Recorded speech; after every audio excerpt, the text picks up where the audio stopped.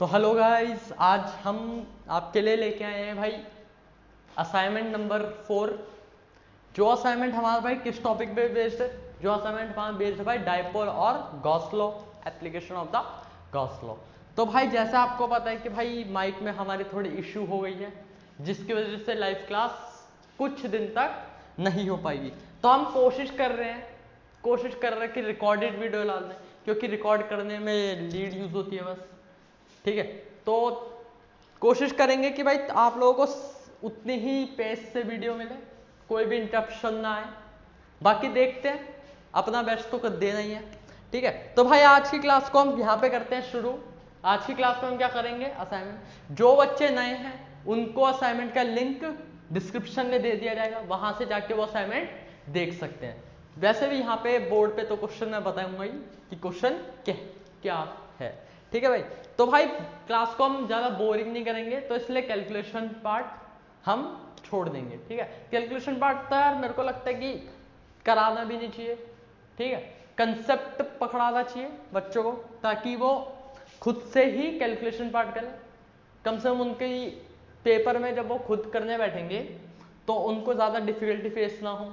क्योंकि भाई मेनली हम क्या करते हैं, हम जो ये पावर होते हैं 10 की पावर -6, बहुत सारी पावर्स आ जाती हैं 10 की पावर में, तो उन्हें कैलकुलेट करने में कभी कभी थोड़ी सी ना मिस्टेक कर देते हैं। ठीक है, और तुम्हारी मिस्टेक जब यहाँ पे क्लियर नहीं होंगी, यहाँ पे तुम्हें पता नहीं चलेगा, तो तुम बोर्ड में ऑब्वियसली मिस्टेक करके आओगे ही आओगे। ठीक है भाई, तो यहाँ पे हम आज की क्लास को क्या करते हैं, शुरू करते हैं। तो भाई आज की क्लास का पहला क्वेश्चन, ठीक है, बहुत ही मतलब बेसिक क्वेश्चन है, ज्यादा ऐसा कोई हाई फाई क्वेश्चन नहीं है, अच्छे क्वेश्चन है सारे, थोड़े डिफरेंट है एक दूसरे से थोड़े थोड़े। ठीक है, एक आधी क्वेश्चन हो सकता है जो थोड़ा सेम हो, बाकी कोशिश यही है कि डिफरेंट क्वेश्चन डाले हैं, क्योंकि हमें टाइप करानी है। मैक्सिमम नंबर ऑफ क्वेश्चन से वीडियो नहीं भरनी, हमें टाइप करानी है। ठीक है, तो भाई पहला क्वेश्चन देखते हैं। ठीक है, पहला क्वेश्चन क्या कह रहा है? पहला क्वेश्चन कह रहा है कि भाई एक इलेक्ट्रिक डाइपोल है। क्या? एक इलेक्ट्रिक डाइपोल है। ठीक है, डाइपोल है जिसमें चार्ज का मैग्नीट्यूड गिवन है। क्या? चार्ज का मैग्नीट्यूड गिवन है कितना? 1 × 10⁻⁶। ठीक है, और सेपरेटेड बाय 2 सेंटीमीटर। तो मतलब एक यहाँ पे चार्ज है, एक यहाँ पे चार्ज है, और दोनों का मैग्नीट्यूड कितना? 1 × 10⁻⁶। मैग्नीट्यूड गिवन है और डाइपोल है, तो ऑब्वियसली एक पॉजिटिव होगा, एक नेगेटिव होगा। मान लेते हैं ये नेगेटिव और ये पॉजिटिव। बहुत बढ़िया। ठीक है, हमने कर दी लाइन ज्वाइन 2 सेंटीमीटर। बहुत बढ़िया। ठीक है, यहां तक हाँ क्वेश्चन ने कहा। अब क्वेश्चन कह रहा है the dipole is placed in a uniform electric field, जिसकी स्ट्रेंथ है, इलेक्ट्रिक फील्ड की स्ट्रेंथ है 1 × 10⁵ न्यूटन कूलम। ठीक है, यहाँ पे चार्जेस कितना था? चार्जेस का मैग्नीट्यूड 1 × 10⁻⁶ कूलम। इलेक्ट्रिक फील्ड का मैग्नीट्यूड कितना हो गया भाई? इलेक्ट्रिक फील्ड का मैग्नीट्यूड क्वेश्चन ने गिवन करा है 1 × 10⁵ न्यूटन कूलम। ठीक है, अब क्या बताना है भैया? ये तो क्वेश्चन का गिवन पार्ट हो गया, ये क्वेश्चन का गिवन पार्ट हो गया। अब भाई फाइंड क्या करना है? फाइंड कह रहा है कि फाइंड तो लिख ही दिया, मैक्सिमम टॉर्क। मैक्सिमम टॉर्क, बहुत ठीक। ठीक है भाई, मैक्सिमम टॉर्क। तो पहले फर्स्ट पार्ट देख लेते हैं। फर्स्ट पार्ट क्या कह रहा है कि भाई मैक्सिमम टॉर्क बताना है। अब भाई जब तुमने ये पढ़ा होगा कि भाई टॉर्क वाली चीज पढ़ी होगी डाइपोल में, तो तुमने मैक्सिमम और मिनिमम देखा होगा कि भाई किस पॉइंट पर होता है। ठीक है, अब देख लेते हैं भाई टॉर्क का फॉर्मूला क्या होता है। टॉर्क का जो फॉर्मूला होता है वो होता है P×E। बिल्कुल यही होता है। तो ये क्या निकल के आता है? PE sin theta. ठीक है, अब मेरे को क्या चाहिए? इसकी मैक्सिमम वैल्यू चाहिए, इसकी मैक्सिमम वैल्यू चाहिए। तो भाई मैक्सिमम वैल्यू होने के लिए टॉर्क किन किन चीज पे डिपेंड कर रहा है? टॉर्क भाई एक P पे डिपेंड कर रहा है, E पे डिपेंड कर रहा है, साइन थीटा पे डिपेंड कर रहा है। तो भाई अगर मैं देखूं कि भाई मैक्सिमम लाने के लिए हर चीज क्या होनी चाहिए? मैक्सिमम होनी चाहिए। मैंने कहा भाई ये क्वेश्चन तो गिवन, ये क्वेश्चन ने ये दो चीज तुमको गिवन कर रखी है भैया। ये कैसे कर रखी है? डाइपोल कैसे कर रखी है? डाइपोल गिवन तो है, चार्ज गिवन है और दोनों के बीच का डिस्टेंस गिवन है, इलेक्ट्रिक फील्ड भी गिवन है। तो भाई साइन थीटा, भैया साइन थीटा क्या लेंगे? भाई मैक्सिमम लाना है तो हम थीटा क्या लेते थे? 90 लेते थे, क्योंकि साइन थीटा थीटा 90 जब होता है तो साइन थीटा कितना होता है, साइन 90 कितना होता है, 1 होता है। साइन 90 जब मतलब साइन 90 जब 1 होगा तो जो हमारा टॉर्क आएगा ना, जो हमारा टॉर्क आएगा वो क्या होगा, मैक्सिमम होगा हमेशा। ठीक है भाई, तो भाई कुछ नहीं करना, थीटा यहाँ पे 90 लेना है क्योंकि वो मैक्सिमम टॉर्क की बात कर रहा है। ठीक है, और क्वेश्चन क्या करना है, सॉल्व। पी क्या होता है भाई, क्यू इंटू में 2a होता है, 2a होता है। 2a क्या होता है, 2a होता है भाई पूरा डिस्टेंस दोनों के बीच का, पूरा डिस्टेंस दोनों के बीच के, जिसको हम डाइपोल लेंथ भी कहते हैं। तो ऑल इलेक्ट्रिक फील्ड इनटू में साइन 90, कुछ नहीं करना, वैल्यू पुट कर दो। क्यू की वैल्यू क्या है, 1 इंटू में 10 की पावर -6, और 2a की वैल्यू क्या है, 2 सेंटीमीटर 0.02। इलेक्ट्रिक फील्ड की 1 इंटू में 10 की पावर 5 और इंटू में 1। तो भाई साहब यहाँ से क्या निकल के आ जाएगा हमारा, यहाँ से क्या निकल के आ जाएगा हमारा, टॉर्क निकल के आ जाएगा। क्या निकल के आ जाएगा हमारा, टॉर्क निकल के आ जाएगा। ठीक है भाई, यहाँ से जो भी हमारा टॉर्क निकल के आ जाएगा, newton metre, newton metre, newton metre. ठीक है भाई, एसआई यूनिट भाई ध्यान रखना कि भाई एसआई यूनिट लिखनी है। ठीक है, कैलकुलेटिव पार्ट में छोड़ रहा हूँ। ठीक है, वीडियो जब मैं क्वेश्चन बता रहा हूँ गिवन और टू फाइंड, तो भाई तुम कोशिश करना कि पॉज करके हम खुद से कर लें। ठीक है, इसमें मैक्सिमम टॉप फाइंड करना था। आई होप कि भाई बहुत बच्चों ने पॉज करके कर भी लिया हो। ठीक है, अब इसका जो सेकंड पार्ट है, इसका सेकंड पार्ट देखते हैं, सेकंड पार्ट क्या कह रहा है। ठीक है, सेकंड पार्ट देखते हैं। सेकंड पार्ट पॉज करके खुद से ट्राई करना। सेकंड पार्ट कह रहा है कि भाई वर्क डन बताना है, क्या वर्क डन बताना है। ठीक है, और ये डाइपोल ना 0 डिग्री से 180 डिग्री घुमाने में कितना वर्क होगा। क्या डाइपोल कहां से कहां घुमाने में, 0 डिग्री से 180 डिग्री घुमाने में हमारे को कितना वर्क करना पड़ेगा। तो भाई साहब जो हमें पता है कि स्मॉल वर्क होगा टाउ टॉर्क डी थीटा, यही होता है भाई स्मॉल वर्क। कुछ नहीं, इंटीग्रेट कर देंगे, ये 0 से W के लिए, और यहाँ पे क्या होगा 0 से 180 के लिए, थीटा की रिस्पेक्ट में कर रहे हैं। तो यहाँ पे क्या, एक स्टेप आगे ले जाते हैं क्वेश्चन को। तो ऐसे W टॉर्क की वैल्यू क्या होती है भाई, P sine theta D theta, 0 से 180। बहुत सही। तो भाई साहब यहाँ पे क्या आ जाएगा, यहाँ पे कुछ ऐसा आ जाएगा, dw का इंटीग्रेशन w, PE कांस्टेंट है, PE आ जाएगा बाहर, और integration of the sine theta, integration of the sine theta minus cos theta. बहुत बढ़िया, integration of the sine theta minus cos theta, 0 से 180 डिग्री। अब भाई मैंने क्या करा, माइनस साइन को बाहर ले लिया, माइनस साइन को बाहर ले लिया। तो भाई वर्क जो मेरा क्या निकल गया, minus PE cos 180 degree minus में कॉस 0 डिग्री। इसको सॉल्व कर लो, P पता है, E पता है, cos 180 माइनस होता है, cos 0 माइनस वो cos 0 1 होता है। तो भाई वैल्यू पुट कर दो, तुम्हारा क्या आ जाएगा, वर्क आ जाएगा। वर्क कहाँ से कहाँ आ जाएगा, जब 0 से तुम 180 डिग्री किसको घुमा रहे हो, डाइपोल को घुमा रहे हो। ठीक है भाई, तो भाई यहाँ पे फर्स्ट क्वेश्चन था ये हमारा, बहुत सिंपल था, मेरे को लग रहा कुछ ज़्यादा हैवी था। तो देखते हैं भाई फटाफट सेकंड क्वेश्चन। ठीक है, सेकंड क्वेश्चन देखते क्या है। सेकंड क्वेश्चन कह रहा है भाई, सेकंड क्वेश्चन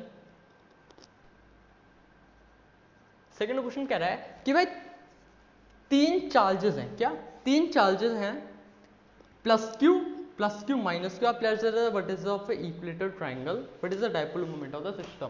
देखो भाई, मान लो ये एक इक्विलेटरल ट्रायंगल है, ठीक है, लग भी रहा है यार वैसे थोड़ा थोड़ा।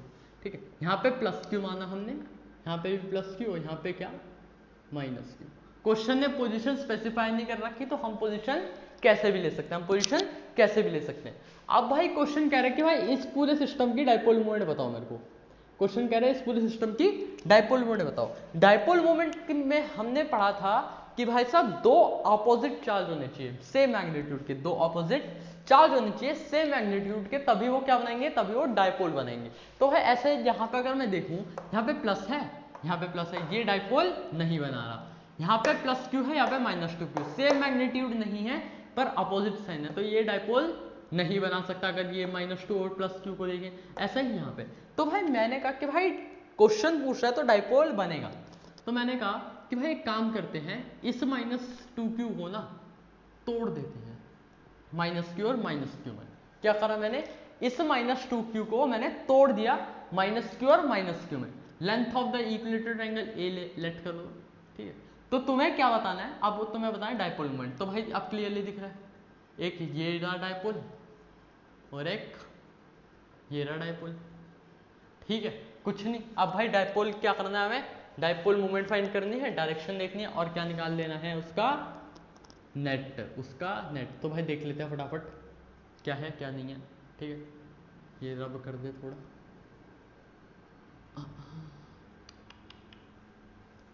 तो भाई अब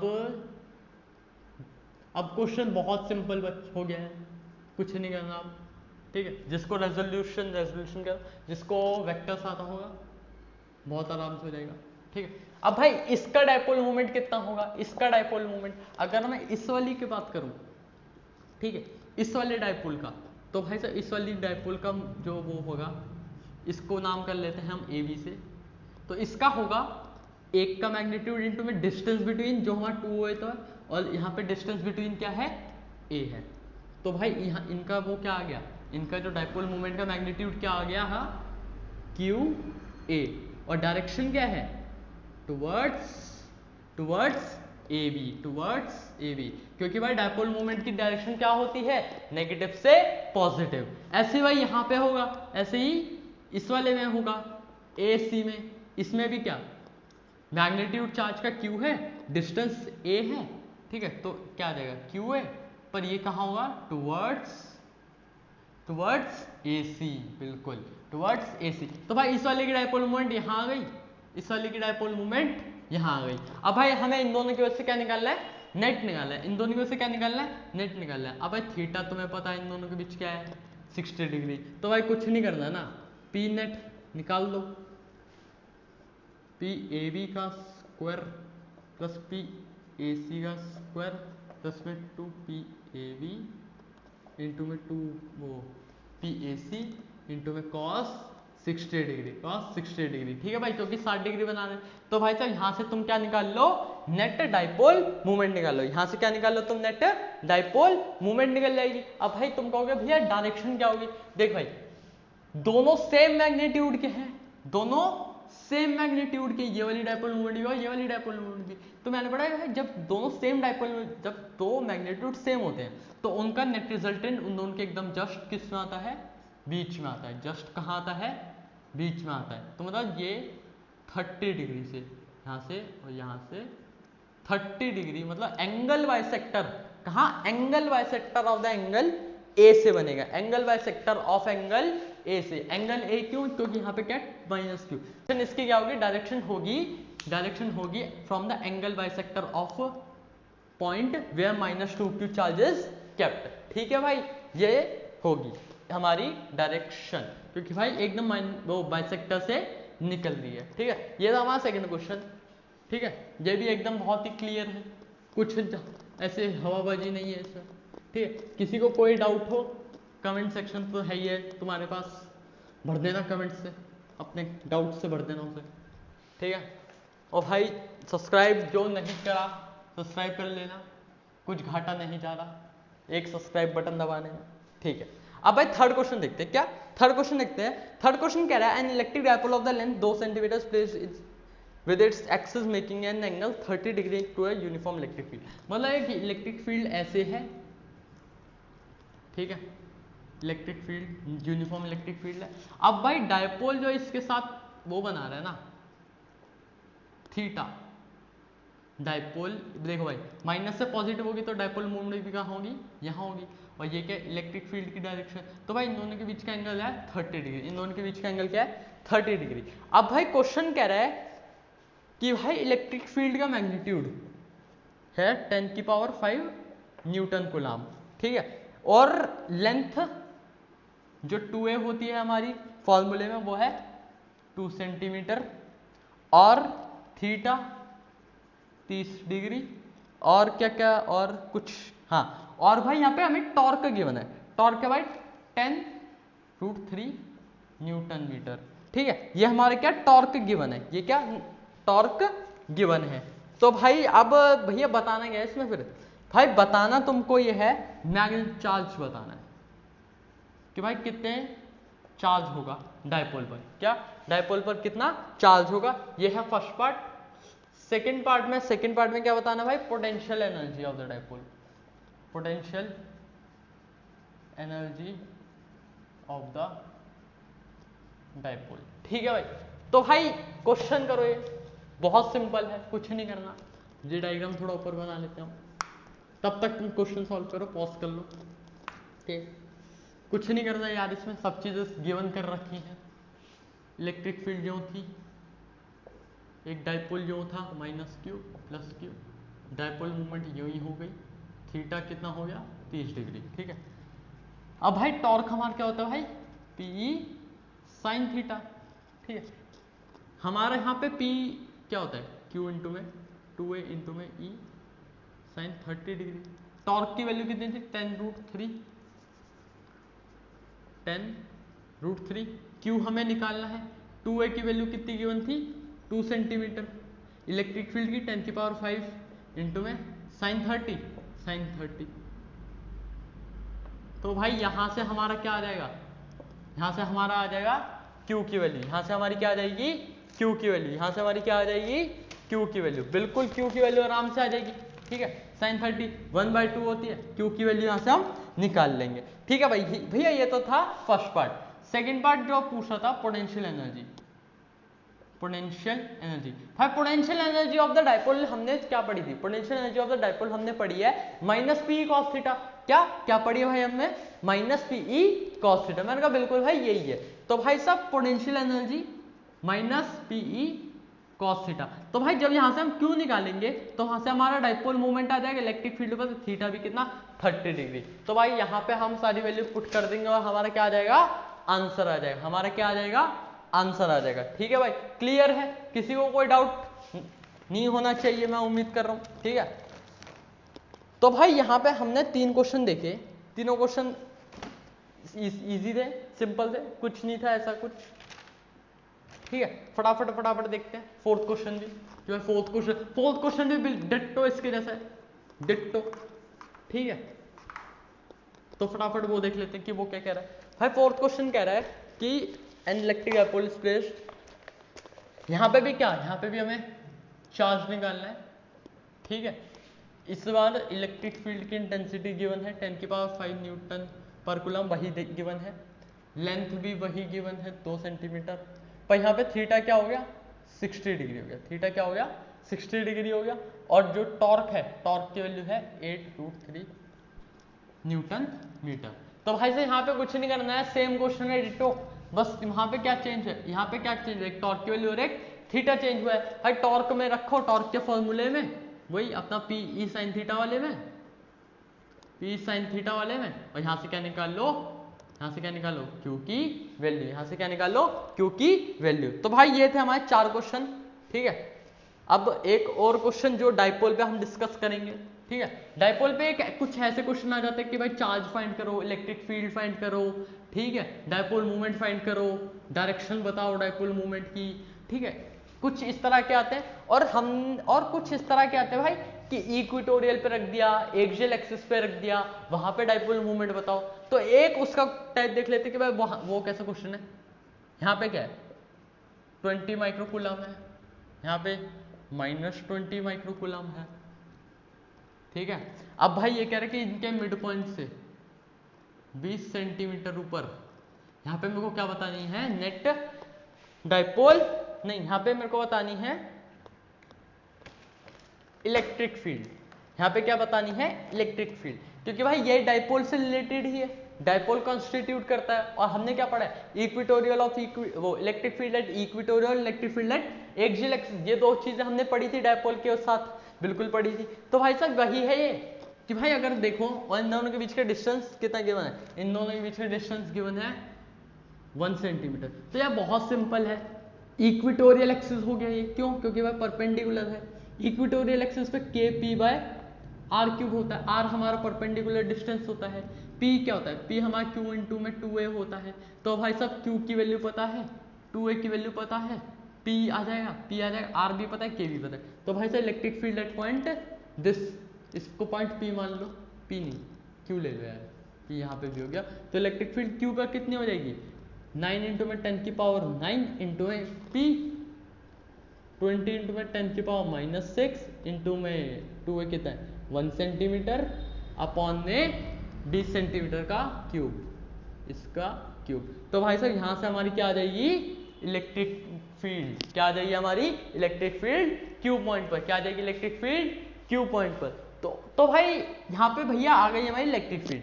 पर डायरेक्शन में भाई हमने लास्ट क्लास में देखा था, जो लास्ट क्लास में नहीं था, नीट सीरीज हमारी 4 थी, वो एनसीईआरटी सीरीज 4 थी, उसमें लास्ट क्वेश्चन पे जंप करना सीधा, जिसको सिर्फ डायरेक्शन से काम है। उसमें हमने डायरेक्शन देखी थी भाई, एक्सियल एक्सिस की डायरेक्शन जो होती है ना हमारी, एक्सियल एक्सिस की डायरेक्शन, एक्सियल एक्सिस में इलेक्ट्रिक फील्ड की डायरेक्शन हमारी डाइपोल मोमेंट की डायरेक्शन ही होती है। मतलब भैया मतलब समझ में नहीं आया, जो नए हैं उनको बता देते हैं कि अगर मान लो ये माइनस है, ये प्लस है, और इस पॉइंट पे इलेक्ट्रिक फील्ड की डायरेक्शन पूछ रहा हूँ, तो भाई यहाँ पे डाइपोल की डायरेक्शन क्या है, डाइपोल की डायरेक्शन तो भैया ये है। क्यों ये है, क्योंकि माइनस है पॉजिटिव होती है। तो मैंने कहा हाँ भाई वही, तो फिर इस पॉइंट पर भी इलेक्ट्रिक फील्ड की डायरेक्शन इसी साइड होगी, ठीक है भाई, इसी पॉइंट पे इलेक्ट्रिक फील्ड की डायरेक्शन भी इसी साइड होगी। एक्सियल एक्सिस पे इलेक्ट्रिक फील्ड की डायरेक्शन डाइपोल मोमेंट के सेम होती है, और इक्वेटोरियल में डाइपोल मोमेंट के अपोजिट होती है। यहाँ पे डाइपोल मोमेंट की डायरेक्शन क्या है, यहाँ पे, तो इलेक्ट्रिक फील्ड की डायरेक्शन इसके जस्ट अपोजिट होगी, इसके जस्ट अपोजिट होगी, ठीक है भाई। तो यहाँ तक थे हमारे 5 डाइपोल के क्वेश्चन, ठीक है। अब हम थोड़े देखते हैं, अब हम देखते हैं कि भाई गॉस पे कैसे क्वेश्चन आ सकते हैं, ठीक है।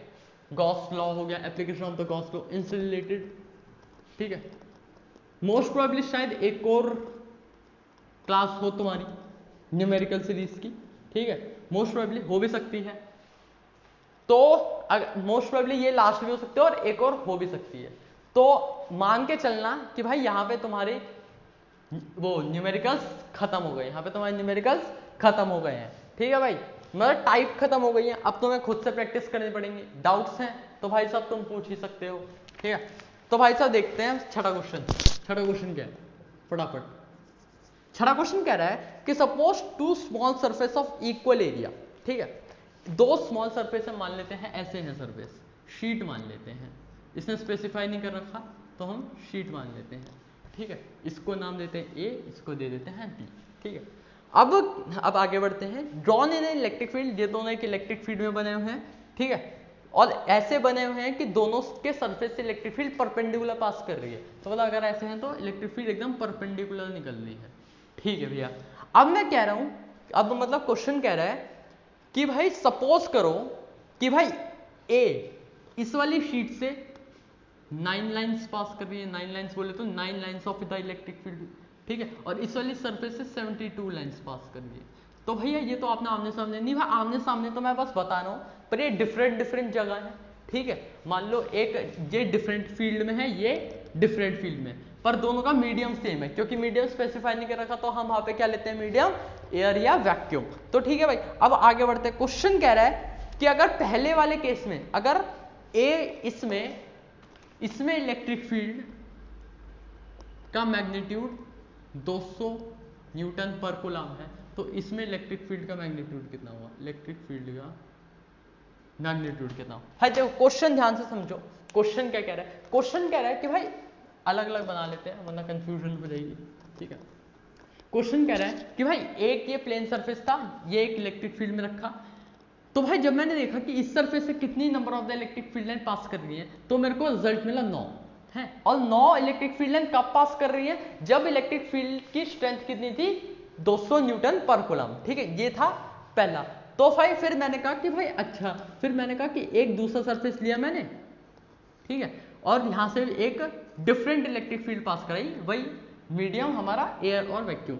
यहां से जब मैंने देखा तो इस शीट से 72 लाइंस पास करी, कितनी 72 लाइन पास करी। तो मेरे को अब इस वाली इलेक्ट्रिक फील्ड का क्या बताना है, मैग्नीट्यूड बताना है। इस वाली इलेक्ट्रिक फील्ड का क्या बताना है, मैग्नीट्यूड बताना है।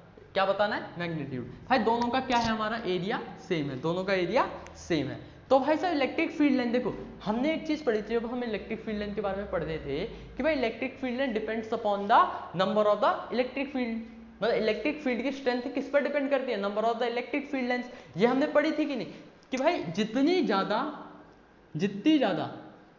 Number of electric field lines होंगी, जितनी ज़्यादा number of electric field lines होंगी उतनी ज़्यादा क्या होगी, इलेक्ट्रिक फील्ड होगी। मैंने कहा बिल्कुल भाई यही है। तो भाई फिर यहाँ पे कैसे यूज करेंगे इसे, तो भाई मान लो number of electric field line को मैं एन से डिनोट कर रहा हूँ, ठीक है। तो भाई प्रोपोर्शनलिटी हटा के मैंने के एन लगा दिया, ठीक है, के एन लगा दिया। तो मैंने कहा कि भाई एक काम करते हैं, प्रोपोर्शनलिटी की कुछ ना कुछ वैल्यू होगी, ठीक है। भाई प्रोपोर्शनलिटी तो हम वहां से वहां लगाते हैं ना, जो भाई हर केस में प्रोपोर्शनलिटी सेम आए, हर केस में प्रोपोर्शनलिटी क्या है, सेम आए, एक पर्टिकुलर मीडियम के लिए, एक पर्टिकुलर मीडियम के लिए। तो भाई सब अगर मैं चाहूँ जो प्रोपोर्शनलिटी जो के की वैल्यू इसमें आएगी, भाई के की वैल्यू इसमें आएगी, क्यों, क्योंकि भाई दोनों का मीडियम सेम है, दोनों का क्या मीडियम सेम है। प्रोपोर्शनलिटी कांस्टेंट नंबर वही तो होता है कि भाई जो हर एक जगह लग जाए, चाहे क्वेश्चन कोई भी हो, के की वैल्यू हमारी वही रहेगी, ऐसा होता है। ऐसे हमारा कूलम्स लॉ में कि भाई क्वेश्चन चाहे कोई भी हो, अगर मीडियम वैक्यूम वाला है, मीडियम वैक्यूम वाला है, तो भाई सब वैल्यू क्या होगी, वो 9 × 10⁹, ये हमने पढ़ा है। तो ऐसे भाई यहाँ ऐसे ही यहाँ फील्ड कितनी आ रही है, पहले केस में फील्ड आ रही है 200, कब, जब हमारी number of the field length कितनी है 9, जब हमारी number of the field length कितनी है 9, तो के की वैल्यू क्या आ गई 200/9, के की वैल्यू क्या आ गई 200/9। अब भाई यहाँ पे क्या निकालनी है, इसकी क्या निकालनी है, इलेक्ट्रिक फील्ड की स्ट्रेंथ। तो भाई से इलेक्ट्रिक फील्ड की स्ट्रेंथ निकालनी है, के की वैल्यू क्या है मेरी 200/9, और कितनी इलेक्ट्रिक फील्ड लाइन पास करिए 72, तो 8 से कटा, तो इलेक्ट्रिक फील्ड की वैल्यू क्या आ गई 1600 न्यूटन पर कूलम, 1600 न्यूटन पर कूलम। भाई बहुत सिंपल क्वेश्चन था, बहुत सिंपल, कुछ नहीं कह रहा था कि भाई एक ये सरफेस था, एक ये सरफेस था, यहाँ से डिफरेंट इलेक्ट्रिक फील्ड पास करी, यहाँ से डिफरेंट इलेक्ट्रिक फील्ड पास करी, दोनों का एरिया सेम था। अगर दोनों का एरिया डिफरेंट होता तो हम ये चीज नहीं लगाते, तो हमें एरिया भी कंसिडरेशन में लेना पड़ता, पर यहाँ पे एरिया सेम है इसलिए हमने यहाँ पे एरिया कंसिडरेशन में नहीं लिया, ठीक है, क्योंकि भाई जितना बड़ा एरिया होगा उतनी ज्यादा इलेक्ट्रिक फील्ड लाइन पास करेगी उसमें से, ऑब्वियस सी बात है। तो यहाँ पे इसलिए हमने एरिया कंसिडर नहीं करा, क्योंकि एरिया क्या है सेम है। तो भाई एरिया सेम है, तो यहाँ पे से क्या आया, number of the electric field line. तो भाई इसमें से 9 इलेक्ट्रिक फील्ड लाइन पास करती जब इलेक्ट्रिक फील्ड का मैग्नीट्यूड कितना था 200, तो यहाँ से हमने के की वैल्यू निकाली, के की वैल्यू हमने यहाँ पे पुट करी, और यहाँ पे हमने इस वाले केस का इलेक्ट्रिक फील्ड का मैग्नीट्यूड निकाल लिया, इलेक्ट्रिक फील्ड का मैग्नीट्यूड निकाल लिया, ठीक है भाई। क्लियर होगा ये क्वेश्चन, बहुत ईजी सा क्वेश्चन था, कुछ ऐसे नहीं था इसमें। फिर भी अगर किसी को डाउट हो तो भाई बता देना, ठीक है। लाइव क्लास हो नहीं रही है तो भाई अभी तो तुम बता नहीं सकते, ठीक है। कोशिश करेंगे यार कि जल्द से जल्द अरेंज हो जाए माइक, क्योंकि लाइव में क्या होता है कि वह on the spot doubt clear हो जाते हैं, ठीक है। पर भाई कोशिश करेंगे कि तुम्हारे डाउट को भी हम कंसिडरेशन में रखें, ठीक है, और जितने जल्दी हो सके उनको क्लैरिफाई कर दें, क्लियर कर दें, ठीक है। अब हम देखते हैं 6 क्वेश्चन यहाँ पर हमने फटाफट डिस्कस कर लिया, 7वें पे जंप करते हैं, ज्यादा नहीं भाई, अब बचे हैं 11 क्वेश्चन, ठीक है, बहुत छोटे छोटे, बहुत सिंपल सिंपल, बहुत ही प्यारे प्यारे। 7वां क्वेश्चन ये है भाई, एक सिलेंडर है, ठीक है, एक क्या है सिलेंडर है, यहाँ से इलेक्ट्रिक फील्ड जो निकल रही है कितनी है, इसका मैग्नीट्यूड है 200 न्यूटन पर कूलम, और यहाँ से इलेक्ट्रिक फील्ड इससे निकल रही है, इसका मैग्नीट्यूड कितना है 200 न्यूटन पर कूलम, ठीक है भैया, ऐसा है, ठीक है। अब भाई कुछ नहीं बताना, पहले पार्ट में क्या बताना है, नेट फ्लक्स बताना है, क्या बताना है नेट फ्लक्स, और दूसरे पार्ट में क्या बताना है, दूसरे पार्ट में बताना है भैया चार्ज, क्या बताना है चार्ज, ठीक है। तो भाई साहब देख लेते हैं, भाई बहुत सिंपल है, नेट फ्लक्स, हम जब भी भाई नेट फ्लक्स निकालते हैं किसी भी सॉलिड सरफेस से, तो वहां पे हम जितने सरफेस डिवाइड हो सकते हैं उतने डिवाइड कर लेते हैं, फिर हर एक सरफेस से फ्लक्स निकालते हैं, और फिर क्या करते हैं भाई फाई नेट निकाल लेते हैं। तो भाई साहब यहाँ पे मैंने वही करा, इसको first surface, second surface, third surface, ठीक है। φ1 का एरिया वेक्टर इधर ही बनेगा, क्योंकि भाई 3D सरफेस के लिए कभी भी हम area vector inside the body नहीं लेते, हमेशा बॉडी से बाहर लेते 3D सरफेस में, ठीक है। तो एरिया वेक्टर इसका इधर बना, थीटा कितना बनना है दोनों का 0, तो E डॉट डेल्टा S होता है, डॉट रहेंगे कॉस 0 हो गया, तो ये क्या हो गया 1। तो भाई φ1 क्या आया, इलेक्ट्रिक फील्ड इनटू में एरिया, एरिया मान लो इसका A है, इसका भी A होगा, ठीक है, एरिया मान लो A है, ठीक है भाई, ठीक है भाई। एरिया को क्वेश्चन ने रेडियस भी स्पेसिफाई कर रखा है 5 सेंटीमीटर। कितना? 5 सेंटीमीटर। ठीक है भाई। अब भाई φ1 हमारा क्या, इलेक्ट्रिक फील्ड का मैग्नीट्यूड गिवन है, एरिया हमारा आ जाएगा। तो भाई साहब हमारा क्या 200 इंटू में पाई इंटू में आर कितना है 0.05 का स्क्वायर। ये था हमारा φ1 से। ठीक है, ऐसे ही φ2 से निकाल लेंगे। कहाँ से निकाल लेंगे? φ2 का एरिया वेक्टर कहाँ, परपेंडिकुलर होगा इस सरफेस के। कहाँ होगा? परपेंडिकुलर। तो भाई इलेक्ट्रिक फील्ड चाहे मैं ये वाली लूँ चाहे ये वाली लूँ 90 डिग्री बनाएगा। तो भाई सेकंड सरफेस से तो हमारी वो फ्लक्स कितना आएगा, सेकंड सरफेस से फ्लक्स कितना आएगा 0 आएगा, क्योंकि भाई कॉस 90 हो जाएगा। ऐसे ही भाई थर्ड सरफेस से देखते हैं। थर्ड सरफेस से इसका एरिया इस साइड बनेगा, बिल्कुल इस साइड बनेगा। तो भाई साहब ई डॉट ए कॉस 0, और भाई साहब यहाँ पे भी क्या 200 इंटू में पाई आर कितना है 0.05 का स्क्वायर। दोनों का मैग्नीट्यूड सेम है भाई। अब वो क्या निकालना है, नेट फ्लक्स पूछा था, तो φ1 φ2 φ3 को ऐड कर दो। φ1 φ2 φ3 को ऐड कर दो, तो यहाँ से हमारा क्या आ जाएगा भाई, यहाँ से हमारा आ जाएगा नेट फ्लक्स। यहाँ से हमारा क्या आ जाएगा, नेट फ्लक्स। ठीक है भाई, ये था हमारा 7वां क्वेश्चन का पहला पार्ट। ठीक है, मान लेते हैं आंसर आया हमारा के। अभी बताता हूँ कि के क्यों बोल रहा हूँ मैं, क्योंकि मेरे को चाहिए। सेकंड क्वेश्चन में पूछ रहा था कि भाई चार्ज बताओ। क्या बताओ? चार्ज बताओ। देखो भाई, मैंने एक और फॉर्मूला पढ़ा है फ्लक्स का, वो होता है क्यू बाय एप्सिलॉन नॉट। अगर मैं बोल रहा हूँ कि इसमें से नेट फ्लक्स क्या आया, तो भाई चार्ज क्या होगा? चार्ज होगा भाई के इंटू में एप्सिलॉन नॉट। और के क्या है हमारा? Net flux. के क्या है हमारा? Net flux. तो भाई साहब यहाँ से हमारा आ गया 7th क्वेश्चन के आंसर आ गए। 7th क्वेश्चन के क्या आ गए? आंसर आ गए। कुछ नहीं था भाई, इसकी इलेक्ट्रिक फील्ड इस साइड गिवन थी, इस वाले की इस साइड गिवन थी। हमें क्या बताना था? नेट फ्लक्स बताना था। नेट फ्लक्स हमने बता दिया, और चार्ज बताना था, जो कि हमने बता दिया। ठीक है, अब फटाफट 8th क्वेश्चन देखते हैं। 8th क्वेश्चन अच्छा है। ठीक है, देख लेते हैं भाई 8th क्वेश्चन क्या कह रहा है। 8th क्वेश्चन कह रहा है कि भाई एक ये प्लेन शीट है, ठीक है, और एक ये प्लेन शीट है। ठीक है, यहाँ पे प्लस चार्ज है, प्लस चार्ज बना लेते हैं। ठीक है, प्लस ये भी पॉजिटिव शीट है,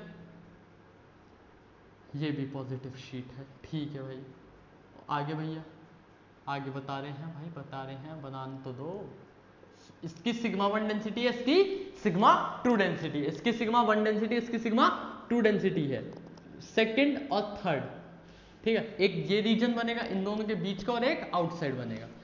क्वेश्चन ने गिवन कर रखा है सिग्मा 1 ज्यादा है सिग्मा 2 से, क्वेश्चन ने गिवन कर रखा है। अब भाई हमें क्या बताना है? अब हमें क्या बताना है? Magnitude of the electric field बतानी है। सेकंड में इलेक्ट्रिक फील्ड की डायरेक्शन और मैग्नीट्यूड कितना होगा, और थर्ड में इलेक्ट्रिक फील्ड की डायरेक्शन और मैग्नीट्यूड कितना होगा। तो भाई सेकंड सरफेस पे देखते हैं। ठीक है, अब भाई यहाँ पे मैंने कोई एक पॉइंट कंसीडर करा, मान लो ये पॉइंट कंसीडर करा P। ठीक है, अब P पर इस वाली की वजह से, इस ए शीट की वजह से, क्या ए शीट की वजह से P पॉइंट पर इलेक्ट्रिक फील्ड कितनी होगी? तुमने भाई पढ़ा है कि electric field due to a plane sheet कितनी होती है? सिग्मा अपॉन में 2 एप्सिलॉन नॉट होती है। यही पढ़ी है, बिल्कुल भी यही पढ़ी। तो भाई साहब इस पॉइंट पे इलेक्ट्रिक फील्ड का मैग्नीट्यूड तो ये आएगा, पर यहाँ पे क्या होगा? सिग्मा 1, क्योंकि भाई सिग्मा 1 डेंसिटी है ए की, बिल्कुल। तो भाई P पे निकालने ए की वजह से। अब भैया डायरेक्शन मैंने बताया था भाई, पॉजिटिव चार्ज में डायरेक्शन हमेशा दूर होती है, पॉजिटिव से दूर होती है। तो ये पॉजिटिव है, इससे क्या होगी? दूर जारी होगी इलेक्ट्रिक फील्ड। इससे क्या जारी होगी? दूर जारी होगी। ठीक है भैया, इससे अवे जारी है, अवे फ्रॉम शीट ए लिख सकते हैं। ठीक है, अवे फ्रॉम शीट ए लिख सकते हैं। और भाई इसकी वजह से निकालूंगा भाई, इलेक्ट्रिक फील्ड P पे निकालना है B की वजह से। इसमें क्या होगी? सिग्मा 2 अपॉन में 2 एप्सिलॉन नॉट, सिग्मा 2 अपॉन में 2 एप्सिलॉन नॉट। ये भी पॉजिटिव है, तो इसकी वजह से भी क्या होगी? अवे होगी। इसकी वजह से भी क्या होगी? अवे होगी। अब भाई तुम देख रहे हो कि भाई दोनों क्या है? इलेक्ट्रिक फील्ड ऑपोजिट्स है। तो भाई नेट इलेक्ट्रिक फील्ड में क्या होगा? कुछ नहीं होगा, दोनों इजीली क्या हो जाएंगी? सब्ट्रैक्ट हो जाएंगी। दोनों इजीली क्या हो जाएंगी? क्योंकि भाई थीटा कितना बन रहा है? 180 डिग्री बन रहा है। थीटा कितना बन रहा है? 180 डिग्री बन रहा है। तो 2 एप्सिलॉन नॉट। तो भाई साहब यहाँ से हमारे ई नेट क्या आया? 1 अपॉन में 2 epsilon not sigma 1 minus sigma 2। ठीक है भाई, क्लियर है? तो अब भाई डायरेक्शन, भैया डायरेक्शन क्या होगी? भाई डायरेक्शन होगी यहाँ, डायरेक्शन होगी यहाँ। क्यों भैया यहाँ क्यों होगी? क्योंकि भाई अगर मैं देखूं इस वाली का मैग्नीट्यूड ज्यादा है इसके कंपैरिजन में। कैसे भैया? क्योंकि भाई मैं कह रहा हूँ कि भाई सिग्मा 1 की वैल्यू ज्यादा है सिग्मा 2 से, सिग्मा 1 की वैल्यू ज्यादा है सिग्मा 2 से, तो भाई इसका मैग्नीट्यूड ज्यादा होगा इसका कम होगा। जिसका मैग्नीट्यूड ज्यादा होता है रिजल्टेंट वेक्टर उसकी डायरेक्शन में हो जाता है, रिजल्टेंट वेक्टर उसकी डायरेक्शन में हो जाता है। तो भाई इसका यहाँ पे इस पॉइंट पे इलेक्ट्रिक फील्ड कहाँ आएगी? अवे आएगी ए शीट से। थर्ड इस वाले पोजीशन पे तुम मेरे को आंसर करके कमेंट बॉक्स में बताना, भाई देखो सब बता देना, ऐसे ना थोड़ा अच्छा लगता है कि हाँ भाई बच्चा पूरी वीडियो देख रहा है, ठीक है, मेहनत करी जा रही है। तो भाई इतना तो बनता है कि भाई एक बस इतना सा आंसर बताना है तुम्हें, कुछ नहीं करना, ठीक है। तो भाई ये था हमारा 8वां क्वेश्चन। 9वां क्वेश्चन देखते हैं भाई फटाफट कि भाई 9वां क्वेश्चन क्या है, ठीक है। यहाँ पे हमने 8 क्वेश्चन देखे बहुत ही आराम से, ठीक है, एकदम सीबीएसई लेवल है यार। तुम ये मत सोचना है कि यार मैं जिसको आता होगा उसके लिए तो बहुत ही ऐसे खत्म से क्वेश्चन है, ठीक है। पर अगर एकदम सीबीएसई लेवल पे देखा जाए ना, सीबीएसई लेवल पे ऐसे क्वेश्चन आते हैं। फर्स्ट चैप्टर से ना मेनली यार डेरिवेशंस आती हैं,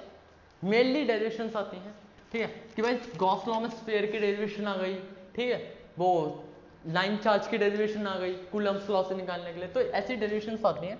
न्यूमेरिकल्स बहुत कम उठ के आते हैं। 9th क्वेश्चन देखते हैं। 9th क्वेश्चन क्या कह रहा है कि भाई साहब एक ओरिजिन वो बनाओ, एक्सिस बनाओ, ठीक है, ये ओरिजिन है, ठीक है। मैं क्वेश्चन बता रहा हूँ क्योंकि भाई असाइनमेंट का लिंक तुम्हें वो डिस्क्रिप्शन में मिल जाएगा, असाइनमेंट का लिंक, तो वहां से जाके तुम क्वेश्चन की वो देख सकते हो कि भाई लैंग्वेज क्या है, कैसे क्वेश्चन बता रहा है, ठीक है भाई। तो भाई साहब यहाँ पे देखते हैं ओरिजिन है, ठीक है, ए कोऑर्डिनेट A0 पर -2 क्यों रखा है, और भाई कोऑर्डिनेट 4A0 पर प्लस क्यों रखा है, ठीक है। अब भाई क्वेश्चन कह रहा है कि भाई एक स्फीयर है ऑफ रेडियस 3a, तो भाई मान लेते हैं 3 यहां तक है, तो भाई यहां से रख के मैंने क्या बना दिया, स्फीयर बना दिया, बड़ा सही स्फीयर बना दिया। तो भाई अब मेरे को बताना कि इस स्फीयर से क्या बताना है, नेट फ्लक्स बताना है, इस स्फीयर से नेट फ्लक्स बताना है, क्या बताना है, नेट फ्लक्स। तो भाई साहब नेट फ्लक्स के लिए हमने जो फॉर्मूला पढ़ा है Q इनसाइड अपॉन में एप्सिलॉन नॉट, ये हमने पढ़ा है। तो भाई जो स्फीयर के अंदर कितना चार्ज इंक्लोज हो रहा है, स्फीयर के अंदर भैया -2Q का चार्ज इंक्लोज हो रहा है, तो भाई साहब एप्सिलॉन नॉट, तो भाई फ्लक्स कितना निकल के आया, -2Q बाय एप्सिलॉन नॉट। और भाई यहाँ पे जो प्लस है ना, इसकी वजह से कोई भी फ्लक्स जनरेट नहीं होगा, क्योंकि भाई जब हम फाइन नेट निकालते हैं तो भाई हम सिर्फ Q इनसाइड ही कंसिडरेशन में लेते हैं, तो भाई साहब यहाँ पे हमारा 9वां क्वेश्चन भी हो गया। बस यही था, कुछ नहीं था इसमें, बस इसमें हमें फिगर बना के देखना था कि भाई इसका इम्पैक्ट पड़ रहा है या नहीं पड़ रहा है। 3a रेडियस बोला था स्फीयर का, तो ऑब्वियसली ये इसकी ये स्फीयर से बाहर ही लाई करेगा। तो भाई ये था हमारा क्वेश्चन नंबर 9, ठीक है भैया। अब हम बढ़ते हैं आगे कि भाई आगे देखते हैं आगे क्या क्या है और क्वेश्चन। 10वां क्वेश्चन है 10th क्वेश्चन कुछ नहीं है, 10th क्वेश्चन बहुत सिंपल है।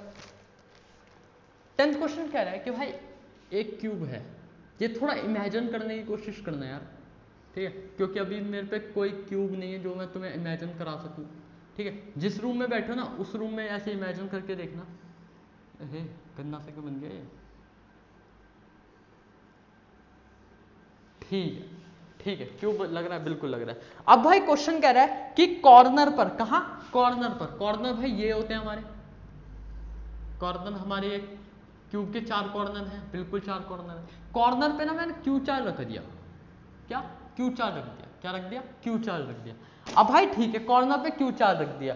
तो भाई अब मेरे को बताना है कि इसमें से नेट फ्लक्स कितना आएगा, क्या भाई फाई कितना आएगा, यहाँ पे Q इनसाइड होता है, ठीक है। अब भाई यहाँ पे मेरे को नहीं पता भाई कितना चार्ज इसके अंदर लाई कर रहा है। तो भाई मैंने कहा कि भाई अगर कॉर्नर पे रखा है तो भाई मैंने कहा कि एक इसके यहाँ पे एक क्यूब बनाओ, ठीक है। अब भाई मान लो कि ये एक क्यूब है, ठीक है, मैंने यहां चार्ज रखा, यहां इसके कॉर्नर पर, ठीक है। इमेजिन करना ठीक है। अगर मेरे को इस चार्ज को सेंटर में लाना है, इस चार्ज को सेंटर में लाना है, क्यू बाय एप्सिलॉन नॉट वाला फॉर्मूला लगाने के लिए इस चार्ज को क्या लगाना है, कहाँ लाना है, सेंटर में लाना है। तो भाई उसके लिए मेरे को एक और यहाँ पे क्यूब रखना पड़ेगा, एक यहाँ क्यूब रखना पड़ेगा, एक यहाँ क्यूब रखना पड़ेगा, ठीक है। एक यहाँ, एक यहाँ, एक यहाँ, 4 क्यूब हो जाएंगे टोटल। कितने क्यूब हो जाएंगे, 4 क्यूब हो जाएंगे। कितने क्यूब हो जाएंगे, 4 क्यूब हो जाएंगे। और जब 4 क्यूब हो जाएंगे, जब 4 क्यूब हो जाएंगे तो जो हमारा ये वाला चार्ज होगा, ये चारों क्यूबों के बीच में लाई करेगा, एकदम सेंटर में लाई करेगा। फिर मैं कहूं कि भाई चारों में से कितना फ्लक्स निकल रहा है, कि भाई फिर हमारा चार्ज कहां आ गया, सेंटर में आ गया। चार्ज कहां आ गया, सेंटर में आ गया। चार्ज कहां आ गया, सेंटर में आ गया। तो भाई साहब उस केस में कहा, जब मैंने चारों क्यूब रख दिए इसके कॉर्नर के साथ, तो भाई तब मेरा जो फ्लक्स निकल के आएगा वो आएगा इतना। ये जो फ्लक्स आ रहा है ये चारों में से आ रहा है। ये क्या, चारों में से आ रहा है, क्योंकि भाई यहाँ पे मैंने चार्ज रखा तो भाई वो इसमें से भी इलेक्ट्रिक फील्ड निकालेगा, इस वाले क्यूब में से भी निकालेगा, इस वाले में से भी निकालेगा, इस वाले में से भी निकालेगा, यहाँ चारों क्यूब में से निकालेगा। पर मेरे को बस एक ही क्यूब की तो चाहिए। अगर 4 क्यूब में से इतना फ्लक्स बाहर आ रहा है तो भाई एक क्यूब में से इसका 4 टाइम्स आएगा। क्यों, क्योंकि भाई साहब 4 क्यूब है, मेरे को एक में से चाहिए, तो भाई सब कुछ नहीं करना, 4 से डिवाइड कर देंगे, ठीक है। तो हमारा क्या आ जाएगा भाई, एक क्यूब में से नेट फ्लक्स आ जाएगा, एक क्यूब में से नेट फ्लक्स आ जाएगा, ठीक है भाई। समझ रहे हो ना क्या, कि भाई कॉर्नर पे रखा, कॉर्नर वाले चार्ज को मेरे को सेंटर में लाना है ताकि मैं क्यू बाय एप्सिलॉन नॉट वाला फॉर्मूला लगा सकूं। क्या, ताकि मैं क्यू बाय एप्सिलॉन नॉट वाला फॉर्मूला लगा सकूं। तो भाई मैंने क्या करा कि भाई उस क्यूब को चारों तरफ से घेर दिया, उस चार्ज को चारों तरफ से घेर दिया। तो भाई साहब चार्ज जब सेंटर में लाई करा तो मैंने देखा उसके चारों तरफ 4 क्यूब थे, उसके चारों तरफ 4 क्यूब थे। तो भाई साहब जो चारों में से फ्लक्स निकलेगा, वो क्यू बाय एप्सिलॉन नॉट निकलेगा, और एक क्यूब में से क्यू बाय 4 एप्सिलॉन नॉट निकलेगा। क्योंकि भाई जब हम फिर क्यू बाय 4 एप्सिलॉन नॉट को 4 बार ऐड करेंगे तो जब हमारा नेट फ्लक्स कितने आ जाएगा, क्यू बाय एप्सिलॉन नॉट, ठीक है। ये था हमारा 10th क्वेश्चन। फटाफट 11th क्वेश्चन देखते हैं कि भाई 11th क्वेश्चन क्या कह रहा है, ठीक है। तो भाई 11th क्वेश्चन कह रहा है, 11th क्वेश्चन भी सिमिलर है थोड़ा। ये एक क्यूब है, ठीक है। क्यूब बन रहा है ये, ओ भाई साहब, हाँ ठीक है, क्यूब बन गया। अब मैं कह रहा हूँ कि भाई अब मैंने इसके एज पर चार्ज रखा, इसके कहाँ रखा, एज पर। कॉर्नर हमारे 4 होते हैं, एज हमारे 8 होते हैं, कॉर्नर हमारे 4 होते हैं। अब मैंने इसके एज पर क्या रखा, क्यू चार्ज रखा। एज पर क्या रखा, क्यू चार्ज रखा। एज पर कितना चार्ज रखा, क्यू चार्ज रखा। अब भाई पिछले वाले क्वेश्चन की तरह सोचो कि भाई क्वेश्चन क्या कह रहा है, क्वेश्चन कह रहा है कि भाई साहब अब मेरे को इसमें से नेट फ्लक्स बताना है। पिछले वाले क्वेश्चन भी यही था कि भाई नेट फ्लक्स बताना था। तो हमने क्या करा था, कि भाई साहब उस वाले चार्ज को सारी तरफ से घेर दिया था। अब चार्ज कहाँ है, अब यहाँ पे है, पहले इसके बीच में था, अब एकदम यहाँ पे है। अब इस वाले को हर जगह से कवर करना है। पहले यहाँ पे था तो बस यहाँ से कवर करना था, यहाँ से कवर करना था, तो 3 क्यूब और लगे। पर अब चार्ज क्या है, यहाँ पे मतलब दीवार, तुम जिस रूम में बैठे हो उसके कॉर्नर में देखो, और मैं कहूँ उस कॉर्नर में मैंने एक चार्ज रखा, अब भाई इस चार्ज को सेंटर में लाने के लिए मेरे को क्या करना पड़ेगा, मेरे को भाई इस चार्ज को सेंटर में लाना है। तो भाई एक क्यूब यहाँ रखो, एक इसके पहले बेस क्लियर करो। बेस क्या है, पहले बेस वाली चीज देखते हैं। बेस में एक यहाँ रखो, एक यहाँ रखो, एक यहाँ रखो, ठीक है। तो भाई ठीक है, यहाँ पे भाई नीचे वाले पोर्शन तो चार्ज का सब कवर हो गया, पर ऊपर भी कुछ चार्ज है। तो मैंने कहा ऊपर चार्ज करने के लिए एक यहाँ रखो, एक इस वाले के ऊपर, एक वाले इस वाले के ऊपर, एक इस वाले के ऊपर। मैंने कहा ठीक है। तो मैंने कहा अगर देखा जाए तो भाई टोटल कितने क्यूब निकल के आए मेरे, 8 क्यूब हो गए। टोटल कितने क्यूब होगा, 8 क्यूब हो गए। अब जब मैं इन 8 क्यूब को देखूंगा तो इनके सेंटर पर ही मेरा क्या चार्ज लाई करेगा, क्यू लाई करेगा। क्योंकि भाई एक यहाँ क्यूब बनेगा, इमेजिन करना, एक इसके जस्ट पीछे बनेगा, ठीक है। अभी मैंने बताया ना कि कैसे बनेंगे। यहाँ पे रखा है, एक यहाँ बनेगा, एक यहाँ बनेगा, एक यहाँ बनेगा, और फिर एक इनके ऊपर ऊपर बनेगा, ठीक है, एक इनके ऊपर ऊपर बनेगा। तो भाई साहब फिर जब 8 क्यूब में से मैं नेट फ्लक्स पूछूंगा, तो भाई 8 क्यूब में से तो इतना फ्लक्स निकल के आएगा, 8 क्यूब में से इतना फ्लक्स निकलेगा, क्योंकि भाई जब मैं यहाँ पे चार्ज रखूंगा तो भाई सब वो इस वाले क्यूब में से निकालेगा, इसमें से भी, इसमें से भी, इसमें से भी, और 4 ही इसके ऊपर होंगे, उसके ऊपर वाले में से, इसके ऊपर में से भी, इसके ऊपर में से भी, इसके ऊपर में से भी फ्लक्स निकलेगा। और जो सारे में से फ्लक्स निकलेगा वो क्या निकलेगा, क्यू बाय एप्सिलॉन नॉट। पर मैं क्या कह रहा हूँ, मेरे को तो भाई बस एक का चाहिए, मेरे को बस एक का चाहिए। तो भाई टोटल क्यूब हमने कितने लगाए थे, 8 लगाए थे, टोटल क्यूब बात थे, तो एक में से क्या होगा, q by 8 epsilon naught, q by 8 epsilon naught, ठीक है भाई। देखो जब भी ऐसे क्वेश्चन आएंगे ना कि भाई हमने चार्ज को यहाँ रख दिया, वहाँ रख दिया, तो कोशिश करा करो कि चार्ज हमारा सेंटर में लाई करने लग जाए, चार्ज हमारा सेंटर में लाई करने लग जाए, सिमेट्री बना ले अपने अराउंड, सिमेट्री बना ले, फिर उसमें हम क्या लगा देंगे, Q by epsilon not. Symmetry बनाने से ये हो जाता है कि भाई हम इजीली डिवाइड कर पाते हैं, एक का निकल जाता है, सिमेट्री बन जाती है तो एक का निकाल लेते हैं। अब भाई फटाफट आज का आखिरी क्वेश्चन देखते हैं कि भाई आखिरी क्वेश्चन क्या, फटाफट देख लेते हैं, ठीक है, फटाफट देख लेते हैं। भाई सब लाइक वाइक कर देना पूरा अच्छे से, ठीक है, बोलना ना पड़े यार तुम लोगों को, लाइक वाइक कर देना, उससे ना ऐसे मोटिवेशन से मिलते हैं, सेल्फ मोटिवेशन कि हाँ भाई बच्चे देख रहे हैं, बच्चों को पसंद आ जाए, ठीक है भाई। तो भाई साहब 12वां क्वेश्चन देखते हैं फटाफट। 12वां क्वेश्चन कह रहा है कि find the net flux through the cube of side 10 centimetre when kept in a uniform electric field. मान लो एक क्यूब था, ठीक है, एक क्या था, क्यूब था, ठीक है, ये क्या यूनिफॉर्म इलेक्ट्रिक फील्ड में रखा है, ठीक है, इलेक्ट्रिक फील्ड का मैग्नीट्यूड मान लो फर्स्ट ई, ये है पहला पार्ट इसका।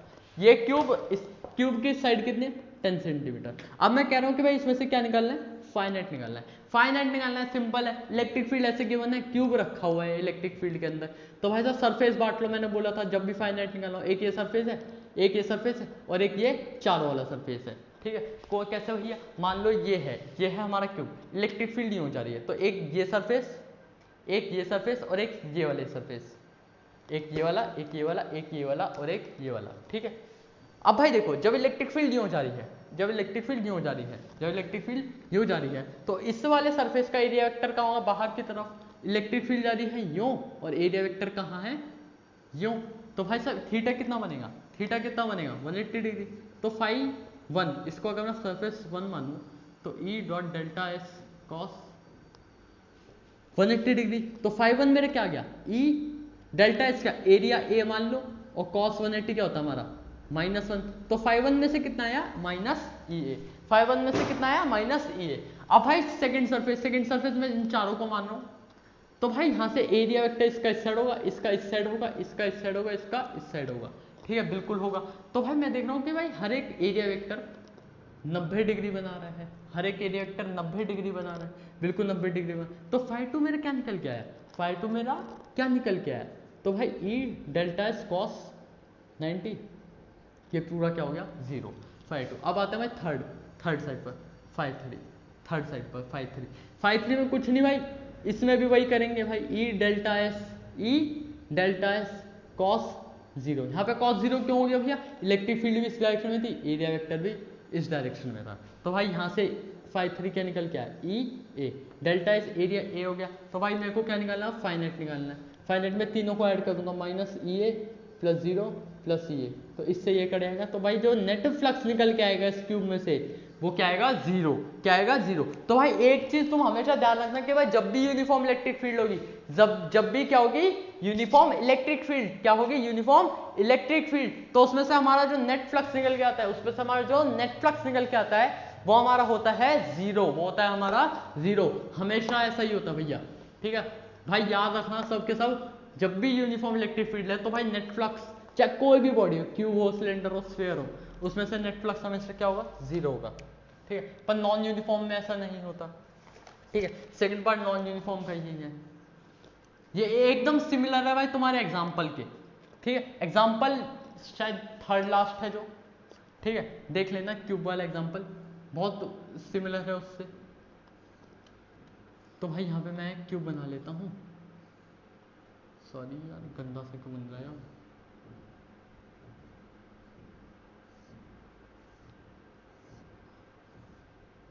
ठीक है भाई, क्यूब बन गया। क्यूब की साइड भाई 10 सेंटीमीटर गिवन है, और यहाँ ओरिजिन से इस सरफेस का डिस्टेंस भी कितना गिवन है, 10 सेंटीमीटर। ठीक है, इलेक्ट्रिक फील्ड जो गिवन है वो है 50x आई कैप। आई कैप बोले तो एक्स एक्सिस में, आई कैप बोले तो एक्स एक्सिस में हमारी क्या है, इलेक्ट्रिक फील्ड। और क्या है 50x, 50x मतलब इलेक्ट्रिक फील्ड x डिस्टेंस पे डिपेंड कर रही है, कि मतलब ओरिजिन से अगर पहली मीटर पे निकालूं तो 50 होगी, दूसरे मीटर पे निकालूं तो 100 होगी, तीसरे पे निकालूं तो 150 होगी। तो ऐसे डिस्टेंस पे वेरी कर रही है इलेक्ट्रिक फील्ड, डिस्टेंस पे क्या कर रही है, वेरी कर रही है। अब मैं बोल रहा हूँ कि भाई इस सरफेस से क्या निकालना है, इस सरफेस से नेट इलेक्ट्रिक फील्ड निकालनी है, इस सरफेस से क्या निकालनी है, नेट इलेक्ट्रिक फील्ड। तो वही 5, first surface, second surface, third surface, इस वाली इसका इधर एरिया वेक्टर, इस वाली का इधर एरिया वेक्टर, और सेकंड सरफेस का सारे परपेंडिकुलर होगा बिल्कुल। अभी फर्स्ट इसके पहले वाले पार्ट में करा इलेक्ट्रिक फील्ड क्या इस डायरेक्शन में, क्योंकि भाई कैसे इस डायरेक्शन में भैया, आई कैप गिवन है, आई कैप गिवन है। तो भाई 5 1, तो भाई 5 1 में मैं इस पॉइंट पर देखो भाई, देखो ये मान लो ओरिजिन है, ठीक है, ये ओरिजिन है। ओरिजिन से हर एक इस वाले सरफेस का हर एक पॉइंट, इस वाले सरफेस का हर एक पॉइंट कितने डिस्टेंस दूर है ओरिजिन से, 10 सेंटीमीटर ही दूर है। तो भाई साहब इस पूरे सरफेस से कितनी इलेक्ट्रिक फील्ड पास करेगी, इस सरफेस से कितनी इलेक्ट्रिक फील्ड पास करेगी वो देख लेते हैं, इस सरफेस से कितनी इलेक्ट्रिक फील्ड पास करेगी वो देख लेते हैं। पहले कॉस थीटा देख लेते हैं कितना बनेगा। कॉस थीटा क्या बनेगा भैया, 180 डिग्री का। क्यों 180 डिग्री का, क्योंकि भैया इलेक्ट्रिक फील्ड हो जा रही है, रिएक्टर क्यों है। मैंने कहा बिल्कुल भाई बिल्कुल समझ रहे आप तो, ठीक है। तो भाई इलेक्ट्रिक फील्ड के 50x, x से डिस्टेंस कितना ओरिजिन से, 10 सेंटीमीटर, 50 इंटू में 10 इंटू में एरिया कितना हो गया, एरिया हो गया 0.1 का स्क्वायर, 0.1 का स्क्वायर, बहुत ही क्लियर सी बात है। और कॉस 180 माइनस हो गया। तो भाई साहब जो मेरा 5 1 निकल के आया, 5 1 निकल के कैलकुलेट कर लेना, ठीक है। बाकी देखते हैं 0.1 तो 100 आ जाएगा, तो आया 5 ही आएगा ना, इसका स्क्वायर था, देखो एक बार देख लेते हैं। 0.1 इंटू में 0.1 तो 10 बिल्कुल भाई, इससे ये खत्म, इससे ये खत्म। तो 5 क्या आ गया मेरा, फ्लक्स निकल के आया। 5 मेरा क्या निकल के आया, फ्लक्स निकल के आया। 5 मेरा क्या निकल के आया, फ्लक्स निकल के आया।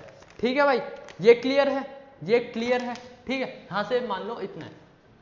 फिर मैं कह रहा हूँ क्या, फिर मैं कह रहा हूँ, ठीक है, ये होगा हमारा न्यूटन मीटर स्क्वायर पर कूलम, ठीक है। क्यों, क्योंकि भाई इलेक्ट्रिक फील्ड की क्या होती है, न्यूटन पर कूलम, और एरिया की क्या होती है, मीटर स्क्वायर, तो न्यूटन मीटर स्क्वायर पर कूलम।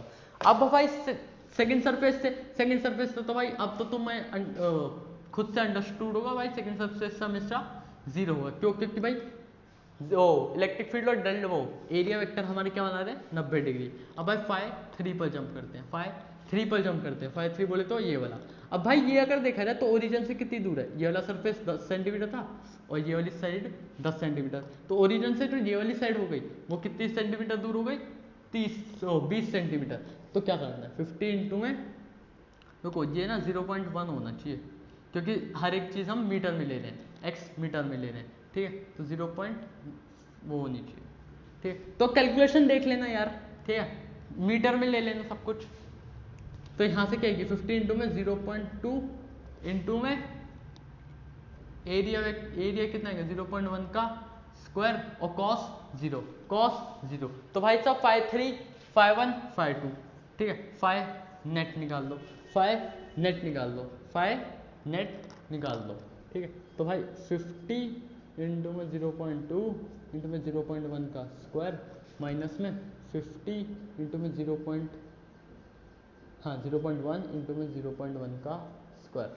कैलकुलेट कर लेना, नेट फ्लक्स तुम्हारा आ जाएगा, नेट फ्लक्स तुम्हारा आ जाएगा, ठीक। क्लियर होगा क्वेश्चन भाई। देखो कैलकुलेशन तो अपने आप से देख लेना। यहाँ पे देखो कि भाई चीज़ क्या है, कुछ नहीं भाई, नॉन यूनिफॉर्म इलेक्ट्रिक फील्ड। तो यहाँ तो इस वाले से डिफरेंट फ्लक्स होगा, इस वाले से डिफरेंट फ्लक्स होगा। क्यों डिफरेंट होगा, क्योंकि भाई फ्लक्स हमारे किस पे डिपेंड करता है, इलेक्ट्रिक फील्ड। और मैं कह रहा हूँ कि इलेक्ट्रिक फील्ड डिपेंड कर रही है एक्स डिस्टेंस पे ओरिजिन से, एक्स डिस्टेंस पर ओरिजिन से। तो भाई साहब हर इस वाले सरफेस के लिए इलेक्ट्रिक फील्ड कुछ और होगी, इस वाले सरफेस के लिए इलेक्ट्रिक फील्ड कुछ और होगी। तो भाई साहब यहाँ पे इलेक्ट्रिक फील्ड ज्यादा होगी इससे, तो भाई साहब इसका माइनस ये कर देंगे, इसका माइनस ये कर देंगे। तो यहाँ से हमारा आ जाएगा नेट इलेक्ट्रिक फील्ड आ जाएगी, यहाँ से हमारी क्या आ जाएगी, नेट इलेक्ट्रिक फील्ड। तो भाई साहब यहाँ पे आज की क्लास में हमने क्या करा, आज की क्लास में हमने 12 क्वेश्चन देखे। आज की क्लास में हमने 12 क्वेश्चन देखे, 12 जो हमारे डाइपोल मोमेंट और गॉस लॉ और application of the Gauss law पे थे कुछ, ठीक है। तो भाई साहब यहाँ पे हमारे आज की क्लास को हम यहाँ पे क्या करते हैं, एंड करते हैं। ठीक है, मैं होप कर रहा हूँ कि सबको हर एक क्वेश्चन क्लियर होगा। ठीक है, किसी को कोई डाउट हो तो भाई कमेंट सेक्शन में कमेंट कर देना। ठीक है, बाकी till then bye bye, take care भाई, घर में रहो, क्योंकि भाई तुम्हें पता ही है भाई बाहर केसेस बढ़ते जा रहे हैं, बाहर केसेस बढ़ते जा रहे हैं। तो ठीक है भाई, till then bye bye, take care.